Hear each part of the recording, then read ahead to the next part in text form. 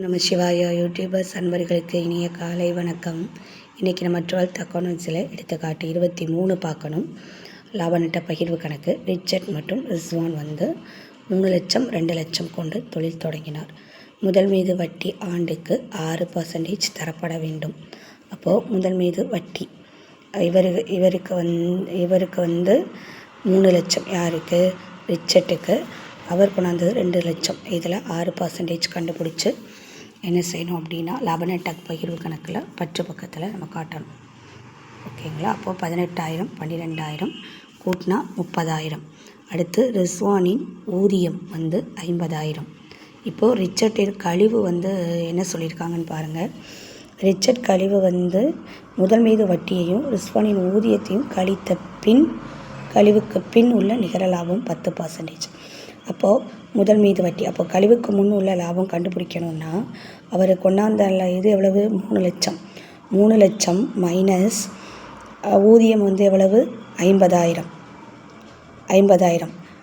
Plus 30,000 ஏன்னா என்ன சொல்லியிருக்காங்க? முதல் மீது வட்டி எத்தனை பர்சன்டேஜ்? 10%. அப்போது 30,000. 50 30 80 80 3 லட்சத்துலேருந்து கழிச்சோன்னா 2,20,000 வரும். அப்போ கழிவுக்கு முன் உள்ள நிகர லாபம் இன்ட்டு கழிவு வீதம் பை 100 ப்ளஸ் கழிவு வீதம். அப்போது 2,20,000 இன்ட்டு கழிவு வீதம் 10. கீழே ஏற்கனவே ஒரு 100 இருக்குது.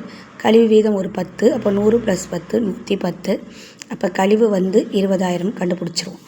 அப்போது ரிச்சர்ட்டின் கழிவு 20,000. அடுத்து லாபம் எவ்வளோ கொடுத்துருக்காங்க? அங்கே 3 லட்சம். அது வரவு பக்கம். அப்போ இந்த சைடு 3 லட்சம், இந்த சைடு எவ்வளோ வந்திருக்கு? 20 50 20 70 70 30 1 லட்சம். அப்போ பேலன்ஸ் 2 லட்சத்தை ரிச்சர்ட்டுக்கு 3/5 வீதத்துலேயும் ரிஸ்வானுக்கு 2/5 வீதத்துலேயும் நம்ம என்ன பண்ணணும்? பிரித்து கொடுக்கணும். இந்த கணக்கில் கழிவுக்கு பின்னுன்னு கொடுத்துருக்கிறதுனால அந்த ஃபார்முலா கழிவுக்கு முன் உள்ள லாபம் அப்படின்னு போட்டு அதை கண்டுபிடிச்சிட்டு அதுக்கப்புறம் கழிவுக்கு முன் உள்ள நிகர லாபம் அந்த ஃபார்முலா போட்டு அப்ளை பண்ணி செய்யணும். சம் உங்களுக்கு புரிஞ்சிருக்கும்னு நினைக்கிறேன். புரிஞ்சிருந்தால் லைக், ஷேர் அண்ட் சப்ஸ்கிரைப். எதுவும் டவுட் இருந்தால் கமெண்ட் பாக்ஸில் கமெண்ட் பண்ணுங்கள் ஸ்டூடெண்ட்ஸ். தேங்க்யூ.